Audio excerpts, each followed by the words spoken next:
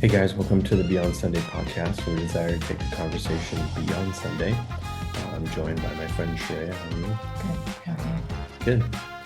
How are you? Good. Before we dive into this episode and conversation, let's take a look at this video.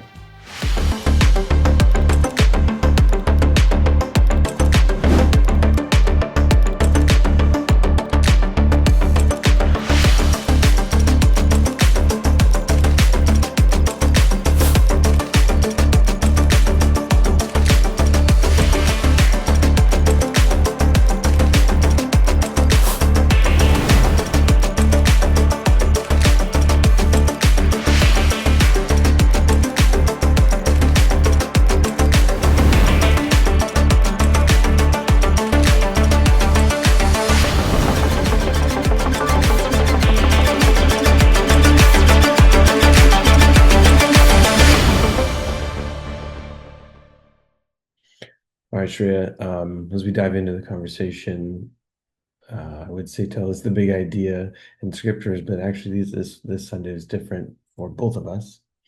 So why don't you share a bit of how your Sunday looked and where you were in, and I'll do the same, even though we were not fully in the RCL.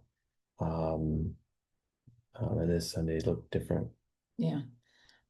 So we still did touch on the big idea for this week, which was that a Jesus-shaped church calls out the kingdom. And so in this series, as we're looking at like practically what it looks like to be a small working model of new creation, we're calling out some of the and the different things that means we should be doing, or the different ways that we would look if we were shaped like Jesus. And so one of those is that we were recognizing and calling out the kingdom. And so in that, actually it's been probably almost 2 years now, a year and a half or so. Someone in our church who was a long time, I've known him since I was little. We all call him Grandpa Larry.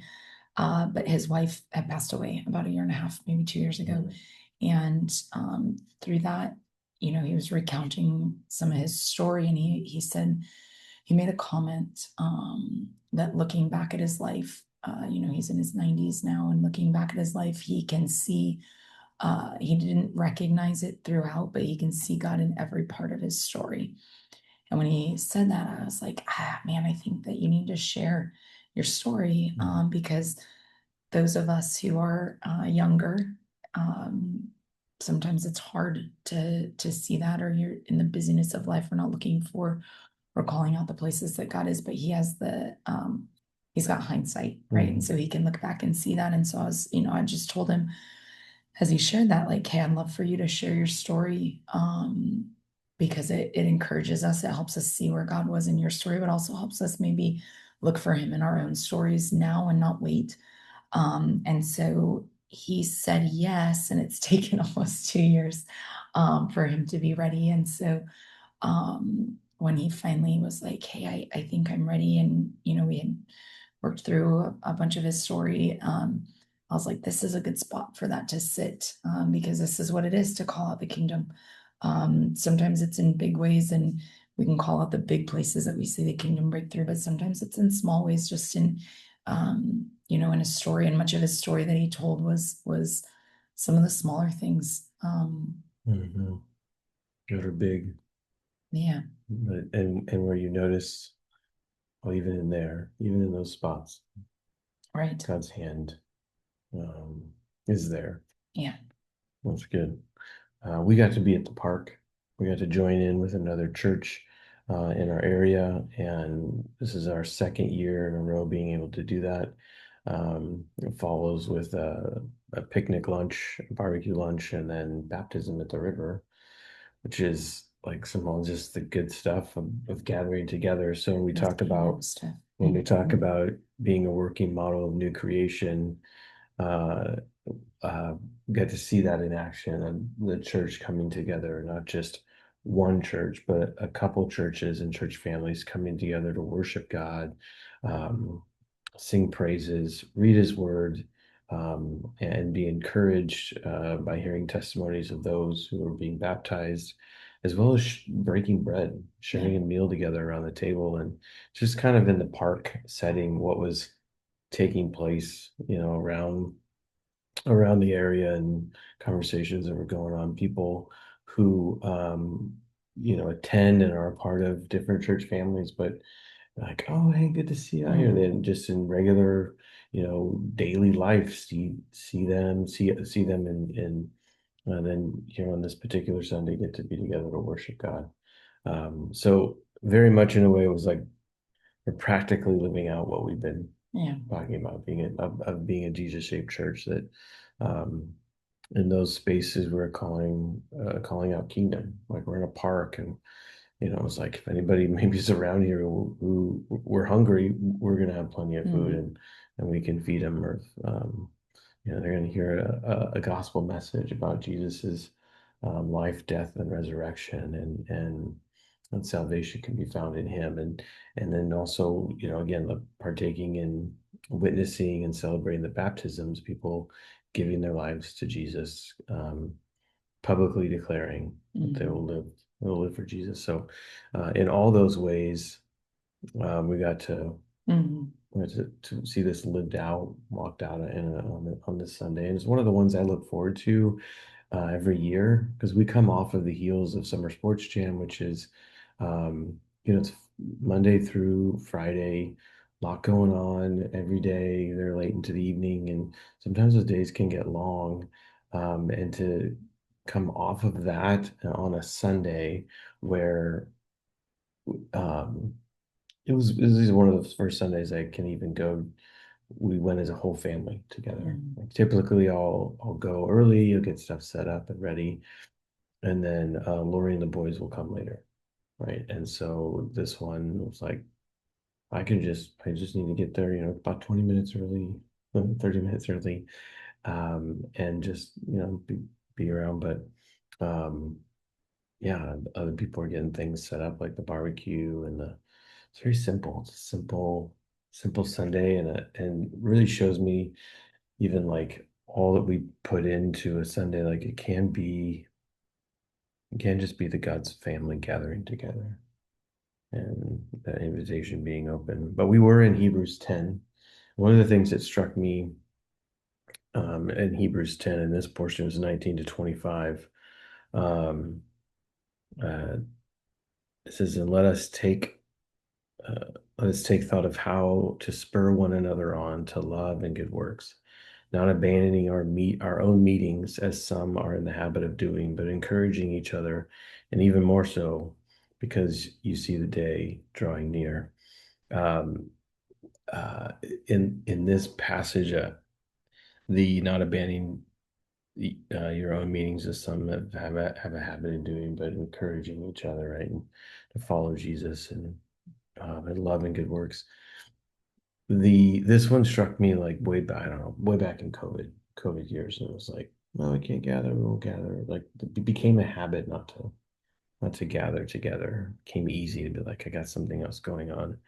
But what he was calling out this morning was um, the the not abandoning our own meetings, as some are in the habit of doing. This idea of a habit. It had become a habit when we just let things keep us from gathering together, of keep us from being together and spurring one another on, and to love and good works, and encouraging each other.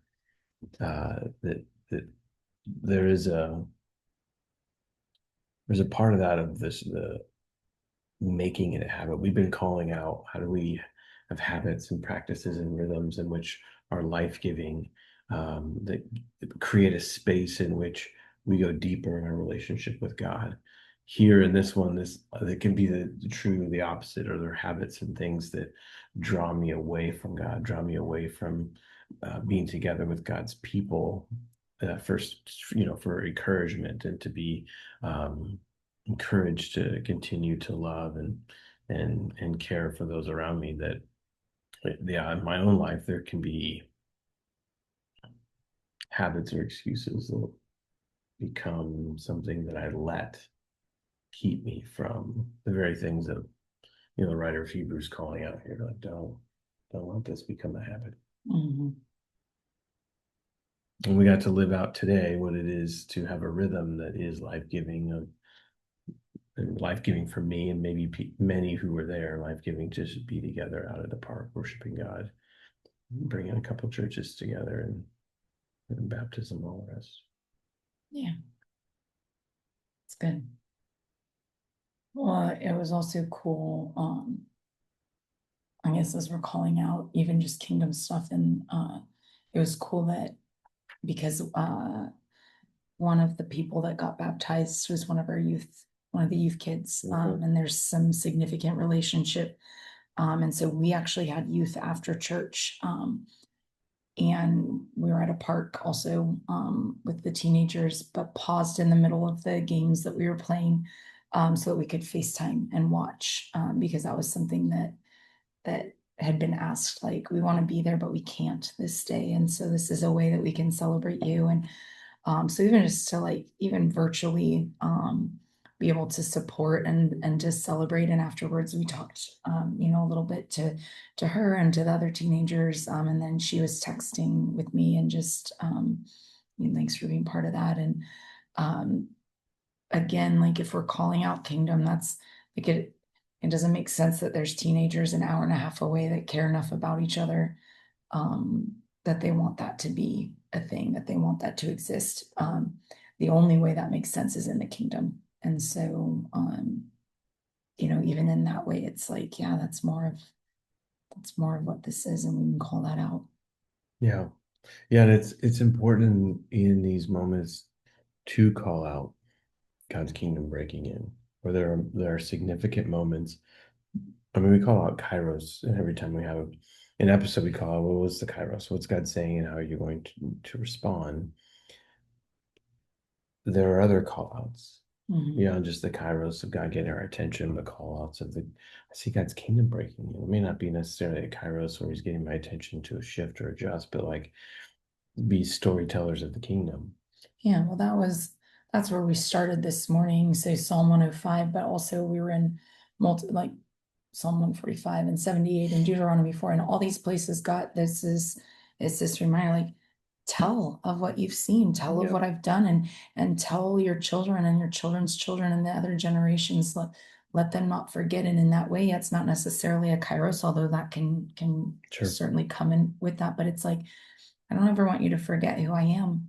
Um, because that informs who you are. It informs the way that you show up in this world, um, and that's where trust comes from, right? And so, Mm.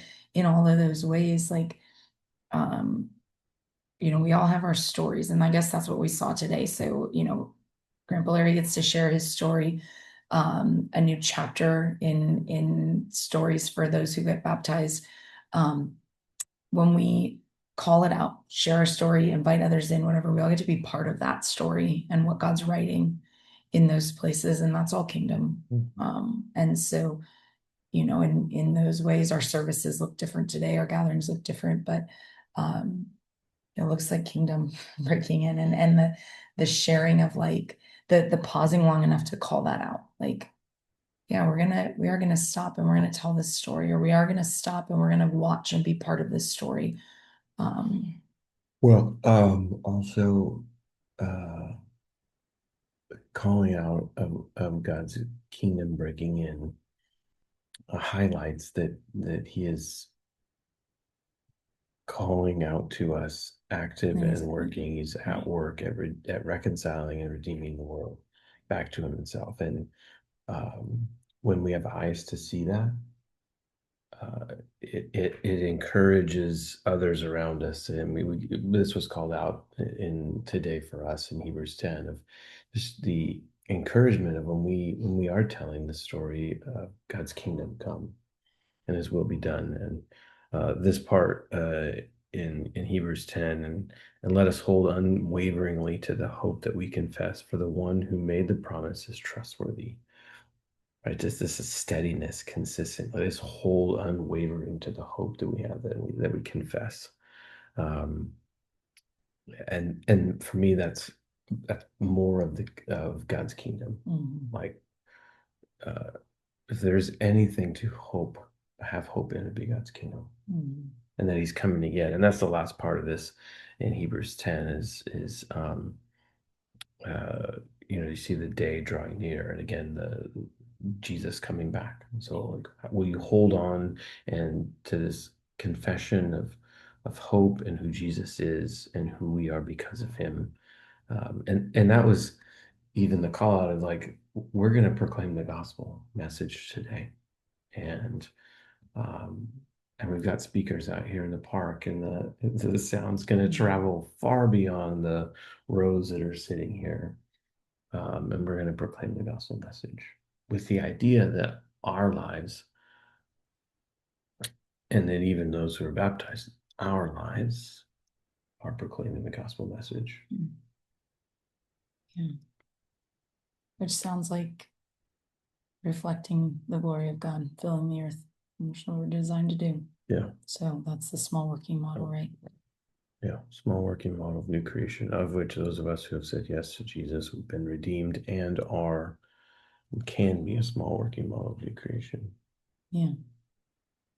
So I know this one was a little bit different, but I guess if we're going to call out Kairos, that's what it is. It's just for me, it's just a reminder, and this is not new. This is just, I mean, we've been talking about this for a long time, but even recently, just consistently, like, well, we call out the goodness of God. So, big ways, small ways, whether I see Him for myself or in somebody else or in someone else's story, will I call out the goodness of God, God's goodness. And so a reminder to be looking for it. Yeah, and I think my Kairos is just lived out, is right in front of me here. See what this looks like. See gathering together outside in the park, worshiping God, breaking bread together with fellow believers, baptism here. See, look, you need to prove that I'm moving and working. You're gonna sit in it. You're gonna get it all. And so it encourages my spirit, encourages my soul in ways that it had been tired and just physically tired from Summer Sports Jam week. It's a great week, but there's just physical tiredness that follows that they're here, on a Sunday, like God's like, I'm gonna sit you in it, and you're gonna be encouraged in other things. Well, guys, thanks for joining us on this episode. We hope and pray that your conversations are going beyond Sunday in the ways that God has shown up and spoken to you, or you have seen God's kingdom breaking in, that you're calling attention to it, calling it out, and being kingdom storytellers. So until next time.